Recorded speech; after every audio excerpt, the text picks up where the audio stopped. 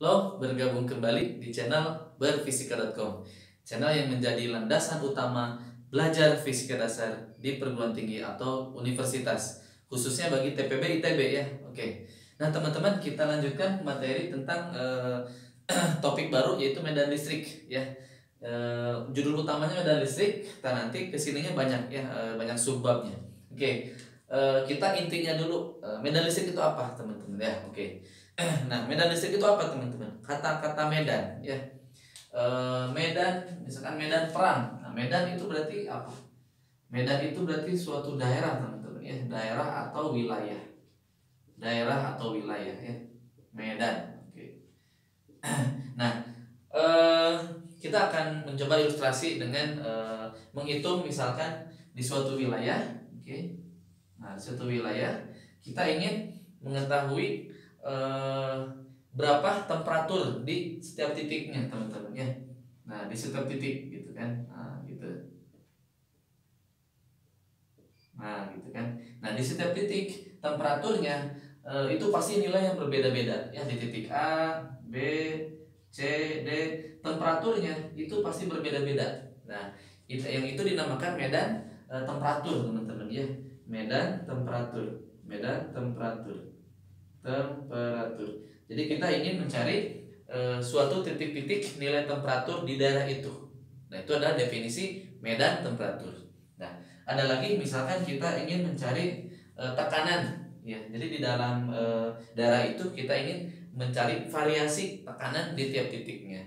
Misalkan tekanan ya, P ya, tekanan di titik dimanapun di setiap titik sini. Berarti medan tekanan misalnya. Oke, medan tekanan.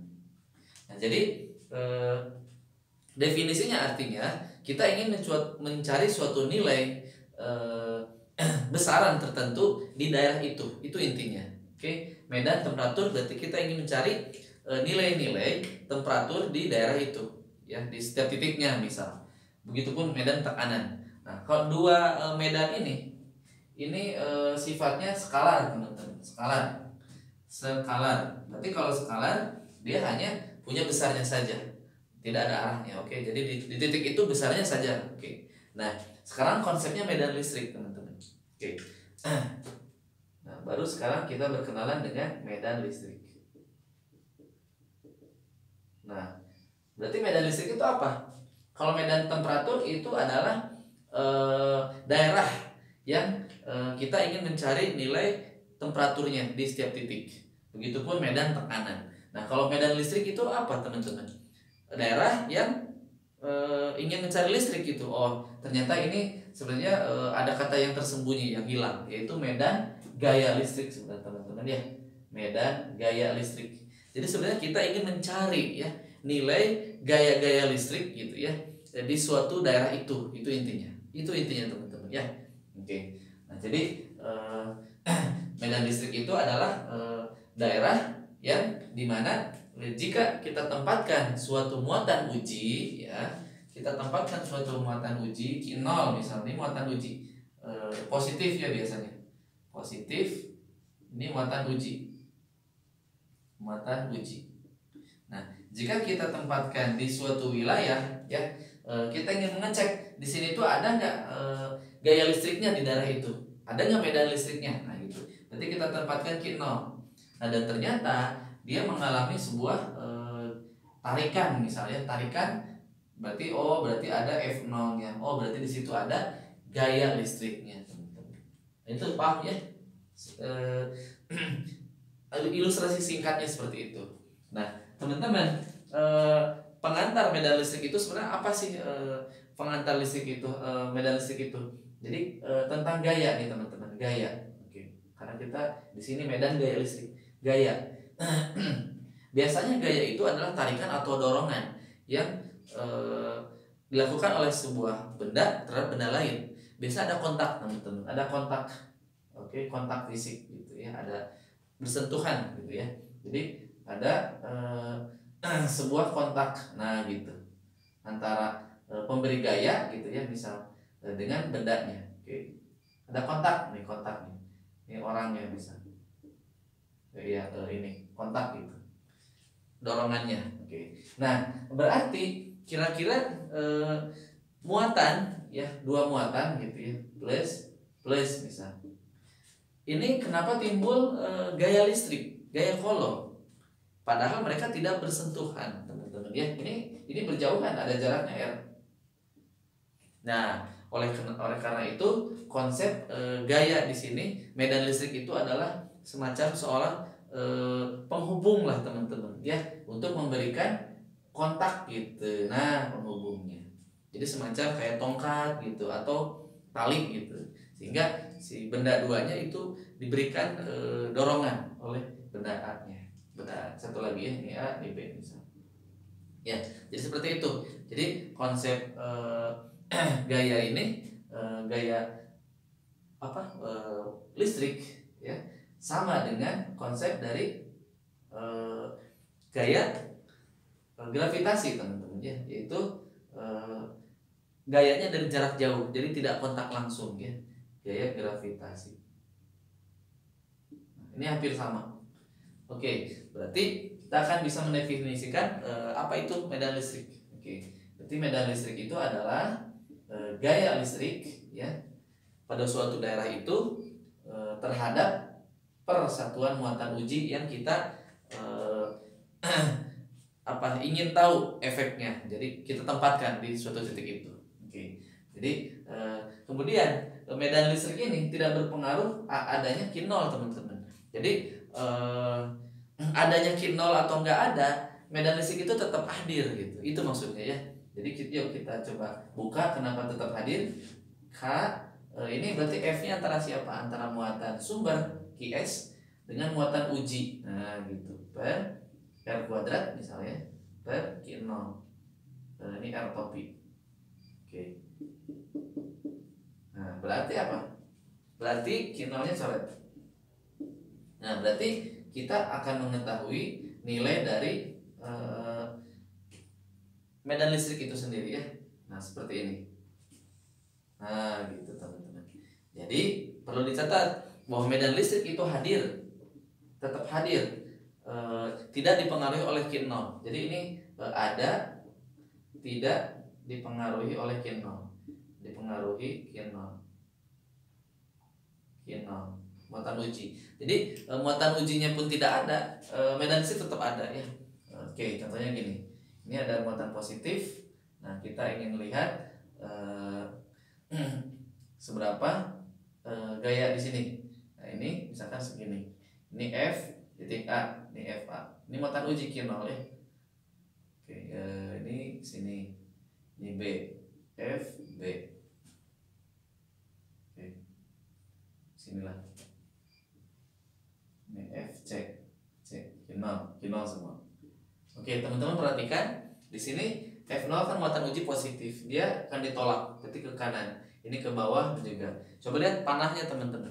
Panahnya ini lebih panjang, artinya gayanya lebih besar karena jaraknya ini adalah kecil. Kalau jaraknya kecil, F-nya besar. Begitupun ini jaraknya besar, F-nya kecil, panahnya pendek, ini pertengahan dan sebagainya. Oke, nah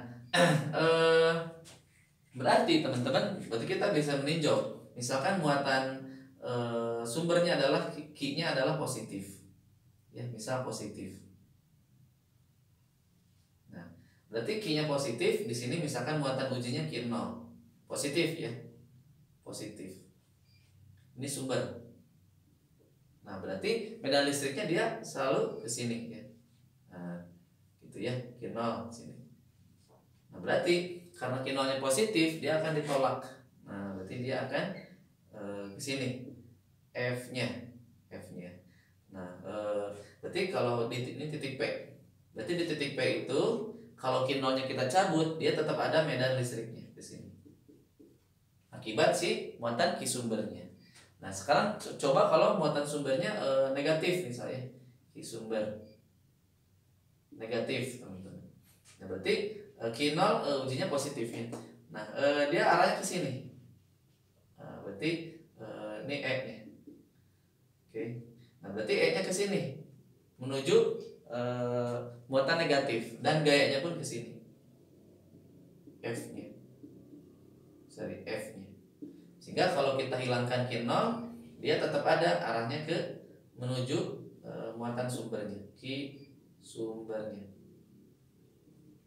Nah, berarti sifatnya yaitu medan listrik itu adalah bagaimana teman-teman?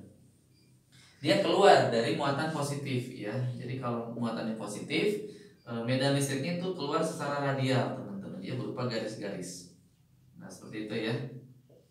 Nah, ini adalah medan listriknya. Nah, begitu. Kalau negatif muatannya berarti dia menuju muatan itu.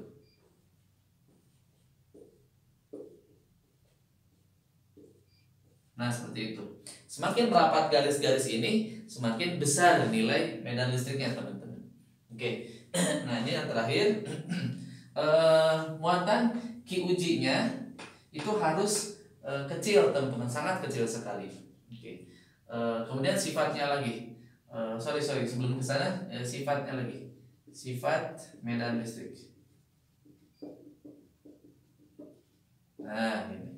Jadi kalau misalkan ada sebuah muatan sumber ya, Q sumbernya kita positif ya, misalkan dia ke sini. Nah, ini muatan ujinya. Sekarang muatan ujinya terhadap muatan uji, muatan ujinya positif misal. Nah, berarti dia E-nya, E dari si sumbernya ke kanan, sini E-nya. F-nya kemana? F-nya mengalami ke kanan juga karena tolakan dari si sumber ini. Sekarang sumbernya tetap positif. Nah, ininya negatif ujinya. Ini Q0, ini Q0. Nah, berarti ini tetap keluar gitu ya, si E-nya ke sini. Nah, F-nya dia adalah menuju sini. Ya, berarti apa teman-teman? Jadi kalau untuk muatan ujinya, kalau dia positif, dia itu searah dengan F. Jadi E-nya searah dengan F. E-nya sejajar dengan F. Oke. Kalau yang ini berlawanan, E-nya berlawanan arah dengan F, lawan. Oke, yang terakhir adalah muatan uji itu yang diletakkan dengan sumber medannya itu harus kecil, teman-teman, mendekati 0 limit. Jadi di mana F-nya itu terhadap Q0, harus limit ya, limit Q-nya menuju 0. Nilainya sangat kecil gitu. F per Q0. Kenapa? Karena kalau dia besar, maka nanti konfigurasi si sumbernya akan berubah, konfigurasi muatannya. Misalkan si sumbernya logam konduktor, misal. Nih, seperti ini. Seperti ini. Nah, seperti ini. Jika kita dekatkan muatan Q0 yang kecil, Q0-nya sangat kecil gitu ya dibanding Q sumber. Ini Q sumber. Nah, ini medan listriknya tidak apa-apa, tidak berpengaruh, teman-teman. Oke, tapi kalau ininya sangat besar, Q0-nya besar sekali daripada QS, dari Q0 Q aksen, ya. Jadi sekarang muatan uji yang baru. Nah, ternyata dia bakal ketarik si muatannya. Nah, Q0. Jadi konfigurasi ininya tidak akan berjalan tersebar merata si muatan negatifnya. Jadi dia akan yang ini akan lebih lowong, ini lebih rapat karena ketarik sama ini muatan positif ujinya lebih besar gitu. Jadi Q0 aksennya lebih besar dari Q0. Ini Q0 aksen, ini Q0. Jadi definisi ini harus dipenuhi, teman-teman, agar konfigurasi sistemnya tidak berubah, sistem sumbernya. Oke, itu saja yang dapat saya sampaikan. Mudah-mudahan bermanfaat. Dukung terus channel ini agar senantiasa berkembang dan men-sharing ilmu-ilmu fisika dasar yang lebih dalam lagi dan lebih detail. Oke, sampai jumpa di lain waktu dan kesempatan. Salam berfisika.com.